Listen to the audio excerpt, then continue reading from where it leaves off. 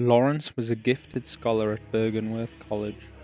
The college's main focus was on history and archaeology, and Laurence quickly became the protege of Master Willem. The main source of study was the strange, expansive network of underground tombs beneath the university, remnants of an ancient civilization, seemingly devoted to serving the Great Ones, beings that might be described as gods. Disillusioned by the limits of human intellect, Master Willem looked to the Great Ones for guidance and sought to line his brain with eyes in order to elevate his thoughts. The tombs were not just an ancient ruin, they hid the very secrets of the old Great Ones.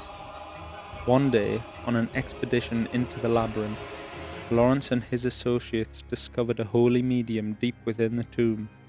This holy medium was the source of a miraculous new substance, the old blood. Through experimentation, Laurence and Willem discovered that the old blood was a miraculous cure for any ailment. The discovery of blood made their dream of evolution a reality, but it also entailed the discovery of undesirable beasts. Willem was instantly fearful of the old blood, and did not condone its use in further experiments. Instead, he continued to focus on attaining knowledge, and tried to elevate his being and thoughts to those of a Great One by lining his brain with eyes. He was so against the using of blood before fully understanding it, that he had his students memorize his adage, "Fear the old blood." Laurence didn't agree with Willem. He thought that the old blood should be used to advance mankind's evolution no matter the consequences. Metamorphosis and the excesses and deviation that followed were only the beginning. After years of working together, he decided to part ways with his mentor. Master Willem, I've come to bid you farewell. Oh, I know. You think now to betray me.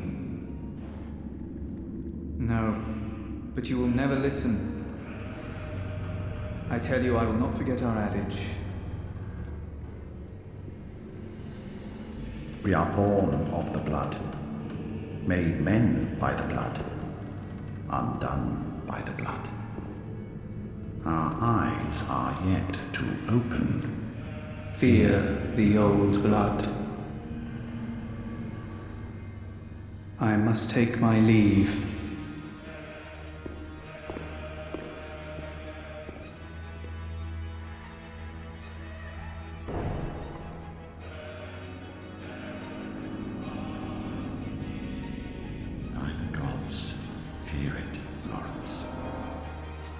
Taking most of the students and hunters of Bergenworth with him, Laurence moved to the small valley hamlet nearby called Yarnham to experiment with the old blood on a much larger scale. Here he founded a new religion known as the Healing Church, and through a process known as blood ministration, offered to cure the ailments of any residents. At first, the residents were wary of these outsiders and their strange blood, but Laurence and his associates poisoned the river running through Yarnham and diagnosed all of the suffering Yarnhamites with a disease known as ashen blood. They gave out small medicinal tablets that counteracted the poison, but they only provided short-term relief. Eventually, all of the residents needed to partake in blood ministration to relieve their symptoms, and they began to worship miracle blood. Laurence's rise to power was sudden and sweeping. People from miles and miles around flocked to the small town of Yarnham to be cured by the Healing Church. The expansion of Yarnham was rapid, and it began to grow out of its small valley. Soon, Laurence named himself Vicar, and had his own cathedral within the town where he could continue his experimentation. But he would not stay here long. Yarnham grew up and spilled out into the land above the valley, growing ever larger as more and more people partook in blood ministration. With the Healing Church being the most powerful institution in Yarnham, Laurence built himself a grand cathedral near the centre of the city, a seat of power from which he could rule over Yarnham. The once small hamlet had now become a vast metropolis. Laurence rejoiced in his new power. He had the resources to establish the choir and continue the work he began at Bergenworth in the upper cathedral ward, and research hall. Even with his new power, he still paid homage to Willem. Members of the choir donned eye coverings, and Laurence continued to teach his adage to high-ranking members of the church. Even the healing church attire would borrow heavily from the Bergenworth uniform, but the focus, not on knowledge or thought, but on pure pretension, would bring Master Willem to despair, if only he knew. At the same time, Laurence's research into the old blood was proceeding well, and the healing church had groomed blood saints as vessels for the old blood. The beast scourge had been successfully kept quiet from the citizens, and whenever a beast was discovered, the hunters would go out under cover of night and dispose of them. Unfortunately, this power would not last long, and one fateful night would change Laurence forever. After the discovery of a third umbilical cord, Laurence and Gehrman would beckon the moon presence at the old workshop and conceive the hunter's dream, the moon presence taking Gehrman with it.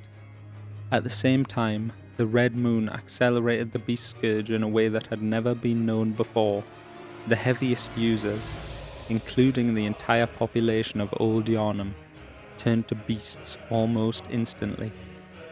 As one of the longest and heaviest users of blood ministration, Laurence became the first cleric beast, a terrifyingly large beast unlike any ever encountered before.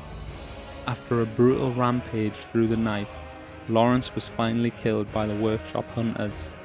They burned his body until he could move no more, and he passed into the nightmare, his body burning in agony for all eternity. His beastly skull was placed on the altar in the Grand Cathedral as a grim reminder of the sacred adage of Master Willem: "Fear the old blood." We finally meet Laurence in the nightmare in the Grand Cathedral, the symbol of his power, his body still burning like it did on that fateful night. When we approach the altar with his human skull, a symbol of what he failed to protect, Laurence goes into a rampage once again. He is destined to seek his skull, but even if he obtained it, it would never restore his memories. After a grueling fight, we finally put him out of his misery. In the end, Master Willem was right. Evolution without courage will be the ruin of our race. By the gods, fear it.